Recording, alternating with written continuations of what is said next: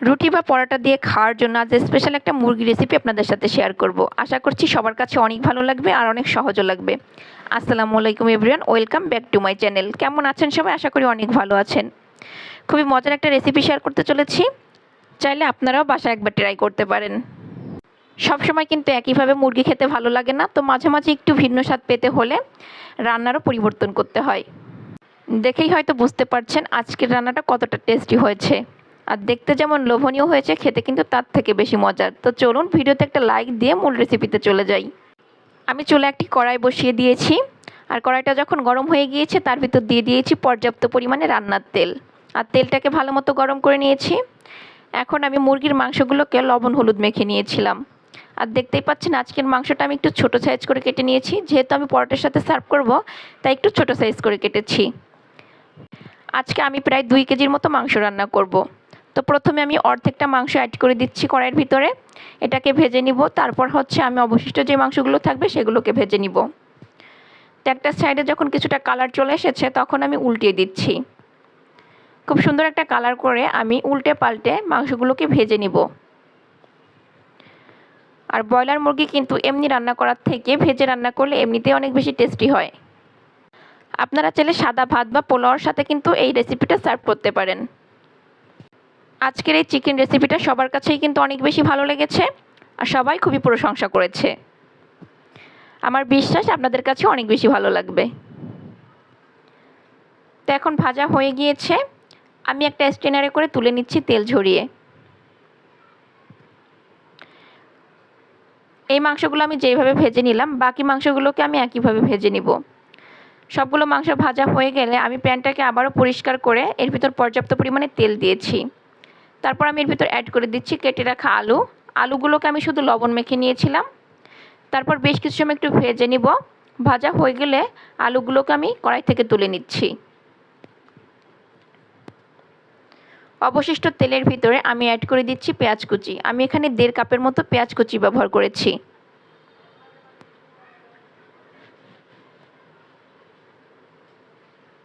এটাকে আমি brown colour করে ভেজে নিব।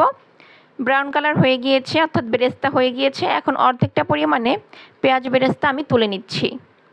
আর বাকি অর্ধেকটার ভিতরে আমি দিয়ে দিচ্ছি গোটা গরম মশলা। এখানে দিয়েছি এলাচ, দারচিনি, তেজপাতা, গোলমরিচ আর লবঙ্গ। অ্যাড করে দিচ্ছি আদা রসুন বাটা। এখানে 3 টেবিল চামচের মতো আদা রসুন বাটা আছে। চিকেন রান্না করার সময় কিন্তু আদা রসুন বাটাটা একটু বেশি দিলে খেতে বেশি টেস্টি হয়। বেশ কিছু সময় একটু ভেজে নিয়েছি। তার সাথে আমি অ্যাড করে দিচ্ছি পেঁয়াজ বাটা। আমি এখানে 2 টেবিল চামচের মতো পেঁয়াজ বাটা দিয়েছি। এখন পেঁয়াজটাকেও আদা রসুনের সাথে ভালো মতো ভেজে নিচ্ছি। ভাজা হয়ে গিয়েছে, এখন আমি এর ভিতরে অ্যাড করে দিচ্ছি হলুদের গুঁড়া 1 চা চামচ, লাল মরিচের গুঁড়া দিয়ে দিচ্ছি 2 চা চামচ, অ্যাড করে দিচ্ছি ধনিয়ার গুঁড়া 2 চা চামচ, আর জিরার গুঁড়া ব্যবহার করছি 2 চা চামচ। আমি এখানে মশলাটা একটু বেশি ব্যবহার করেছি, যেহেতু মাংস বেশি তাই মশলাটাও বেশি ব্যবহার করতে হবে। অ্যাড করে দিচ্ছি লবণ। এখানে অল্প পরিমাণে লবণ ব্যবহার করতে হবে, যেহেতু আমি মুরগি ভাজার সময় লবণ ব্যবহার করেছি তাই অ্যাডজাস্ট করে দিচ্ছি। কিছুটা পানি দিয়ে দিচ্ছি যাতে করে মশলাটা পুড়ে না যায়, আর এই পানিটা দিয়ে আমি মশলাটাকে ভালো মতো একটু কষিয়ে নিব।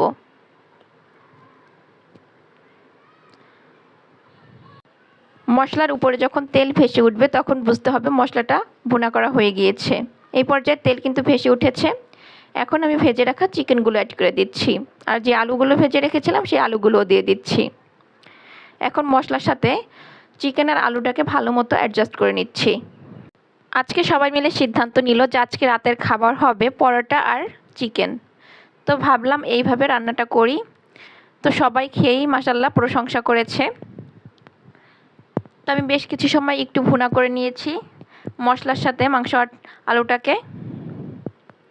এখন আমি এর ভিতর অ্যাড করে দিচ্ছি পানি। আমি বেশি পানি ব্যবহার করব না, এমন পরিমাণে পানি ব্যবহার করতে হবে যাতে করে কষাতে কষাতে পানিটা একদম শুকিয়ে যায়। কষানোর পানিটা একদম শুকিয়ে ফেললে কিন্তু যে কোনো তরকারি খেতে অনেক বেশি ভালো লাগে। বেশি পানি দিয়ে কষালে যে পানি অবশিষ্ট থাকে তার ভিতর কিন্তু ঝোলের পানি দিলে খেতে ভালো লাগে না। তাই সবসময় চেষ্টা করবেন অল্প পরিমাণে পানি দিয়ে তরকারি কষানোর জন্য। এখন ঢাকনা দিয়ে ঢেকে আমি মাংসটাকে কষিয়ে নিচ্ছি। ফিরে আসছি প্রায় 4-5 মিনিট পরে। এখন ঢাকনা তুলে নিচ্ছি। আর বেশ ভালো মতো কিন্তু কষানো হয়ে গিয়েছে, পানিটা কিন্তু শুকিয়ে গেছে। নিচের দিকে যে ভেজা ভেজা দেখা যাচ্ছে এটা কিন্তু পানি না, এটা কিন্তু তেল। তেলের ভিতর মাংসটা এখন কষানো হচ্ছে। তো ভালো মতো আমি একটু নেড়েচেড়ে মিক্স করে নিলাম। আর এই পর্যায়ে আমি দিয়ে দিব ঝোলের পানি। আর আমি আগে থেকেই পানিটাকে ফুটিয়ে নিয়েছি।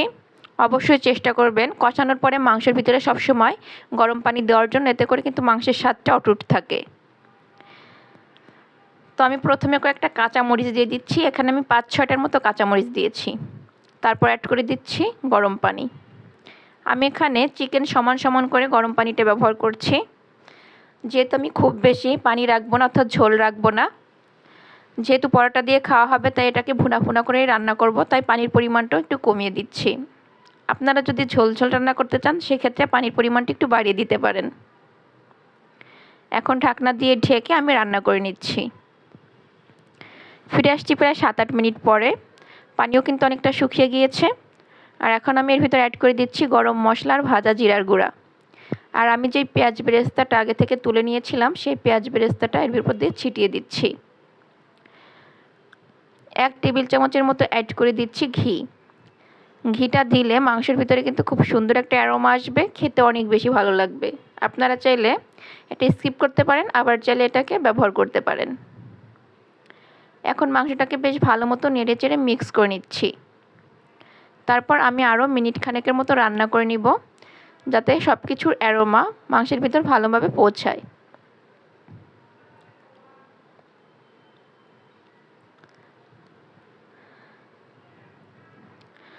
এরপর আমি চুলা থেকে নামিয়ে মাংসটাকে সার্ভ করে নিয়েছি। মাশাআল্লাহ, দেখতেই পাচ্ছেন মাংসটা কতটা টেস্টি হয়েছে। অবশ্য আপনারা তো খেয়ে বুঝতে পারছেন না, টেস্টটা বুঝতে হলে অবশ্যই রান্না করে খেয়ে দেখতে হবে। ট্রাস্ট মি, অনেক মজা হয়েছে। আপনারা অবশ্যই বাসায় একবার ট্রাই করবেন।